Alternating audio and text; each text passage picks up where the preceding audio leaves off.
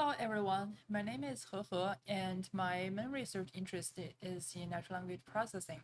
Today I'm going to talk about some of our recent work on improving model robustness for language understanding, and hopefully that could inform us on how to overcome the language prior in mirror question answering.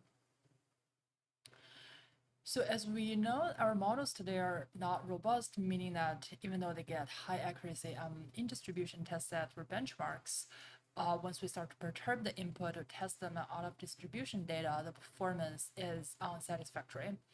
In the context of VQA, we know that the model may rely on the question to make predictions and ignore the content in the image.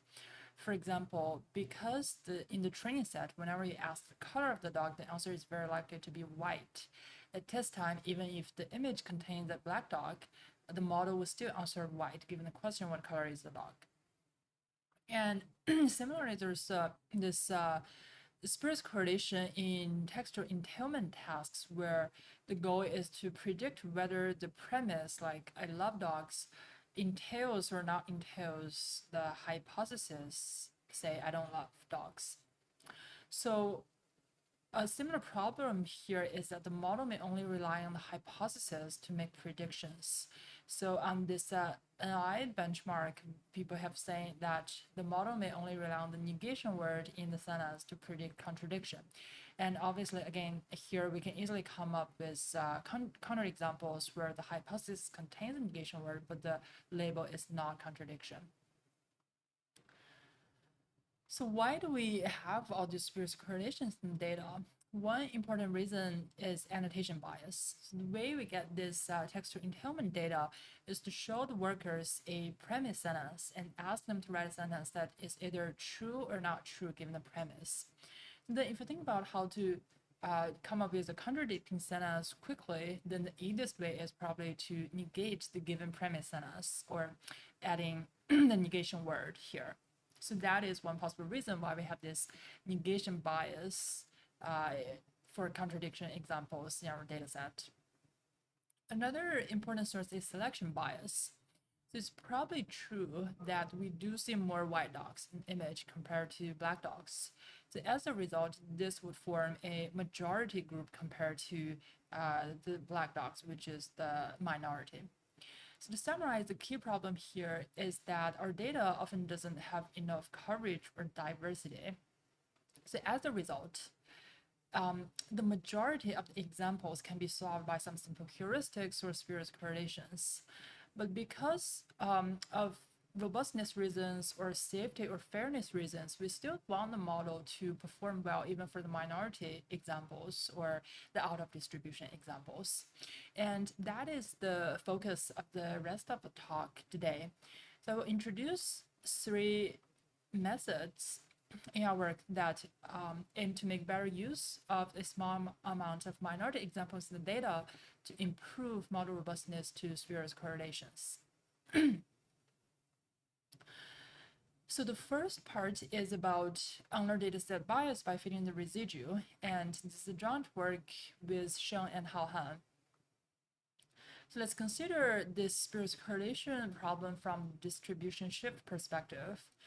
We assume that each data can be decomposed into some robust feature. So in the textual entailment context, then that will be the meaning of the sentence, and some spurious feature like the negation word in the hypothesis. So this joint distribution between the example and the label can be written this way. So the first part is the probability of the robust feature given the labels. This is invariant, that's why it's robust. But the second part, the dependence between the spurious feature and the label may change at test time. And this is why we see performance drop when tested on this diagnostic data or out of distribution data. So how do we solve these problems? If we can disentangle robust features and spurious features, the problem becomes easy. We could just use the robust features to build our models. But the disentanglement problem itself is very challenging. But fortunately, we often do have some knowledge of the spurious correlations in our dataset. So in the context of VQA, we know that the model might rely on the question to make the predictions. And in NLI, we know that it might rely on only the hypothesis to make predictions. So given the knowledge of the spurious features, we might be able to do better. The key idea here is that we would like to learn from examples where the known spurious features doesn't work well. So this would be the good examples or clean examples that we want to learn from. Okay, so let's go back to the textual entailment example. Suppose we know that there's some correlation between the negation word and the label. Now, ideally, we would like our data to be balanced in the sense that given that there's some negation word in the hypothesis, the distribution of the label is uniform. But because of the dataset bias, the first pattern where negation word occurs with contradiction is majority and the rest is the minority. So we would like to learn a model on these minority examples where the spurious feature is not predictive. So how do we know or detect that these examples are the clean examples? We could build a biased classifier which only uses these biased features, in this case negation word, and if this classifier predicts the example correctly, like in the first case, then this is a biased example, and the rest are clean examples where the spurious correlation doesn't work well. Okay, so based on this intuition, we developed the two-stage algorithm. So in the first stage, we learn a biased classifier using only the known biased features, like only the question in VQA or only the hypothesis in textual entailment. And in the second step, we learn a debiased classifier by fitting the residual of the biased classifier, meaning that the output in the second stage would be the output from the biased classifier, which is fixed here, plus the output of the debiased classifier. And intuitively, the biased classifier would have low loss on examples where the spurious feature is predictive, and the debiased classifier will focus on learning what cannot be predicted well by spurious features, so hopefully it will learn the robust features. And if we plug in the cross entropy loss, which is used often for classification, we can easily show that in the second stage, it's equivalent to learning a product of the biased classifier and the debiased classifier. Okay, so then we can also do some simple gradient analysis, which shows that in the second stage, the gradient can be written as the MLE gradient plus some bias correction gradient. I will skip the details here, but the high-level takeaway is that if the bias classifier is very predictive, and in the case of a perfect prediction, the bias correction term would cancel MLE gradient, meaning that we have zero gradient on this example. In other words, it's like just removing this example from our data set. On the other hand, if the bias classifier is not predictive, so its output is a uniform distribution, in this case, the correction would recover MLE gradient, meaning that we just do a normal update on this example. Okay, let's look at some results. So here our results are NLI, but a concurrent work from Clark et al. Also did experiments on VQA, and I would suggest you to take a look at that. Okay, and we compare with maximum likelihood estimation. So here our focus is on word overlap bias in the textual entailment problem. The first type of the typical example in MLI is that the entailment examples would have high word overlap, but we can also come up with counterexamples where the two sentences have high word overlap, but the relation is not entailment. So in this case, it's neutral. Okay, so on the typical examples, the model performs really well, but on the atypical ones, the accuracy is close to zero. So this is the challenge data sets that we will evaluate our model on. And in the upper figure, we will show the performance of the challenge or the atypical examples, and in the lower ones are typical examples. So if we use MLE to learn the model as expected, it doesn't work well on these challenge examples because the model relies on spurious correlations. Now, if we add this residual fitting procedure and learn a debiased classifier using different bias classifiers, so here we tried 3 different bias classifiers, we get much improvement on the challenge or atypical examples. And on typical ones, we maintain similar performance as MLE. So how about in-distribution performance? So what we have seen is on the challenge data set, but while the model improves the robustness to spurious correlations on OD data, we also don't want it to have dropped performance on the original in-distribution test set. So here is the MLE reference performance. And as we can see here, for all three different models, when we add this deep bias procedure, the accuracy, the in-distribution accuracy drops a little bit, which suggests that there is some trade-off between robustness and accuracy. But what's a little optimistic here is that if you look at the pre-trained model, BERT in this case, it seems to have good performance on both in-distribution and challenge data. So the trade-off is better if we have pre-training. So in the second part, we're going to investigate this observation. Okay, so if we have prior knowledge on spurious correlation, then we could learn from unbiased example using residual fitting procedure. But one limitation is that here we get some trade-off between robust and in-distribution accuracy, which we're going to investigate next. Okay, in the second part, I will talk about this. So I'll talk about this work, which is joint with Li Fu, Grima, and Spanana, investigating the robustness of pre-trained models. Okay, so first we did a more comprehensive study of the effect of pre-training on OOD robustness. So here we have increasingly large pre-trained models, and as expected, the in-distribution performance increases as we use larger models or more pre-training data. But surprisingly, the OOD performance also improves. So one natural question here is, does pre-training allow the model to extrapolate to out-of-distribution data?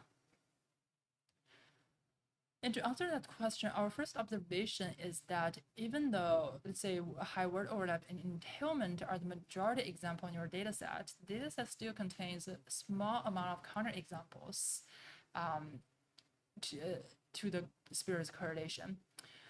So here our hypothesis is that maybe the pre-trained models are not really extrapolate to all the examples, but rather they generalize better from the minority examples in the training set. And so to verify that, we remove both random examples and minority examples from the training set and see how does that affect the OD accuracy using pre-trained models. So in this figure, x-axis is the percentage of example removed, and the orange line is what happens when we remove random examples. In this case, it doesn't really affect the OD accuracy of the pre-trained model. But then once we start to remove the minority examples, which is shown in the blue curve, the accuracy drops significantly, which shows that the pre-trained models, they cannot extrapolate to challenge data if there's no similar data in the training set. But instead, what's happening is that pre-training improves robustness to data imbalance by incorporating more generic data. So motivated by this observation, we also try to transfer knowledge from related data through multitasking to try to improve generalization from minority examples in the training set. So our multitasking setup is standard. We have a shared BERT encoder and a linear task-specific classifier at the very top. And for NLI, our auxiliary tasks are paraphrase identification. So here we have in-distribution data and challenge data, and recall that we want the model to have good performance on both. So here is the performance of the baseline in a single task learning. And if you use multitasking learning with related data from other tasks, we can see that the robustness to challenge data is improved, but also the in-distribution performance, it has not dropped, which shows that multitasking learning improves robustness without hurting in-distribution performance. In addition, even if we move to a larger pre-trained model, Roberta in this case, the improvement is retained, showing that it can improve robustness on top of pre-training. Okay, so here the main takeaway is that data diversity is important. As we have seen here, pre-training wouldn't work if there's no examples that's similar to the challenge data or the OD test data in our training set. But adding more generic data helps generalization from these minority examples. And as we have seen, the multitasking learning to incorporate additional data from other tasks can further improve generalization in addition to pre-training.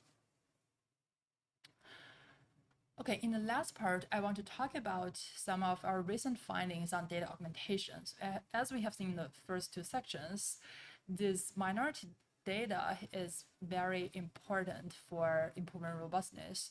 So natural question is, why don't we just augment more counterexamples given the spurious correlation? And in this part, I will show that it is an effective strategy, but there is some pitfalls that we should be aware of in practice. And this is the joint work with Nitish. Okay, so what is counterfactual data augmentation? Basically, it means that we want to minimally perturb the input to change the label. Then what the part that we perturb would be considered as the causal features, which causes the label to change in some sense. So here's one example in VQA. Once we remove this zebra in the image, then the answer to the question, how many zebras are there in the picture, changes from 2 to 1. So this would be an important feature that the model should pay attention to in order to obtain the correct answer.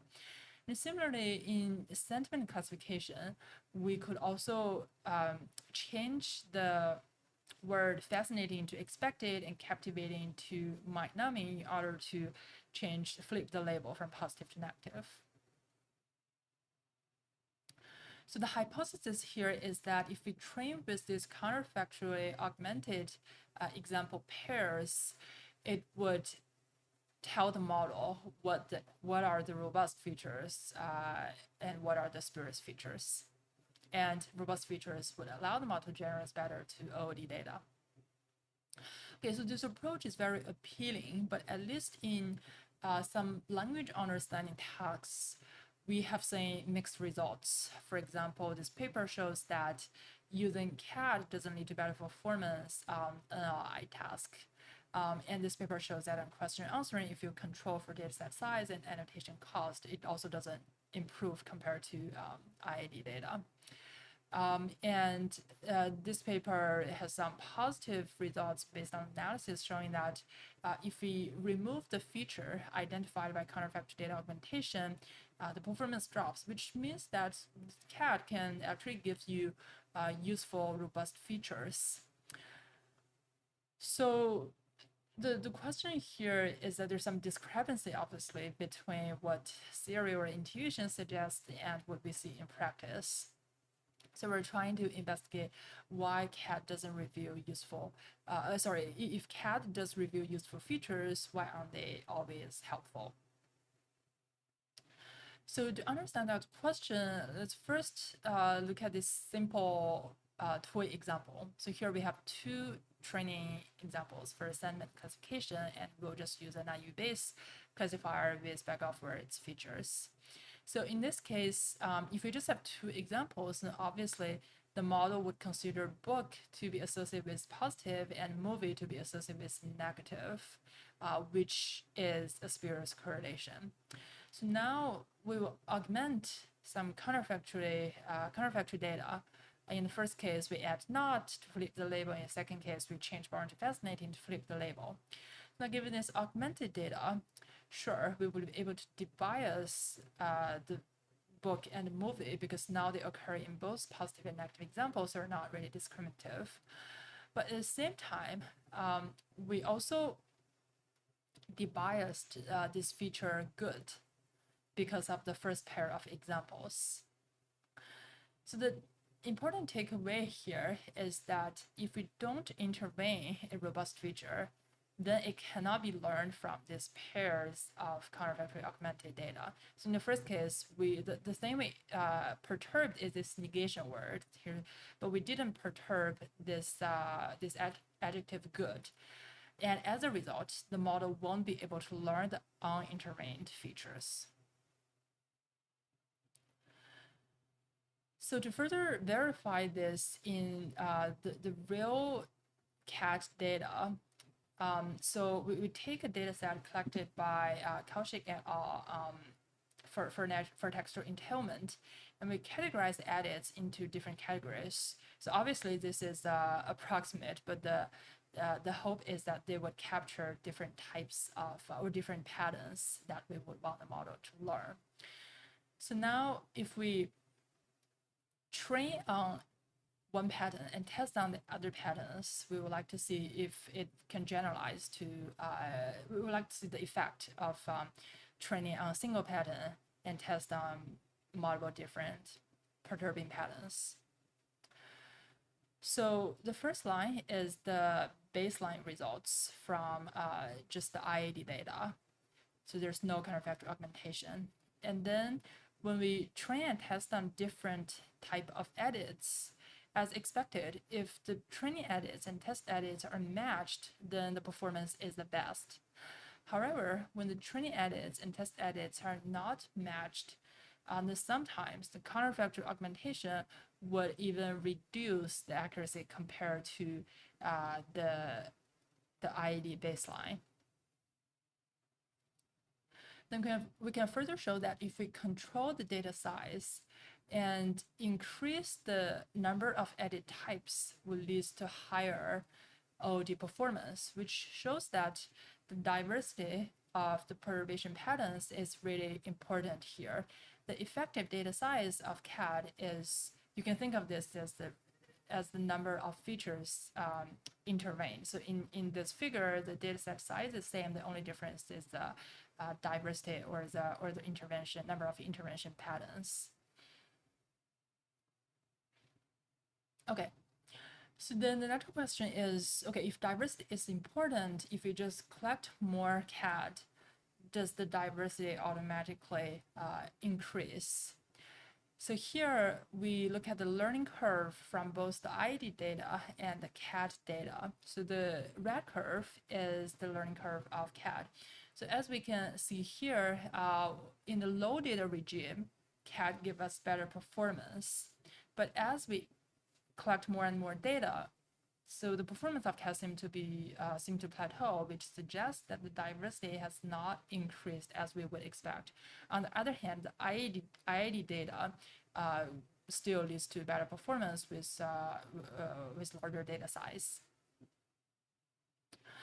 Okay, so to summarize, counterfactual data augmentation is an effective way to identify useful features, but one pitfall here is that it may also limit what the model can learn. If you don't edit or don't intervene a feature, that might prevent the model from learning that feature. So even with counterfactual augmentation, we need to think about better ways to ensure the diversity coverage of the perturbation patterns.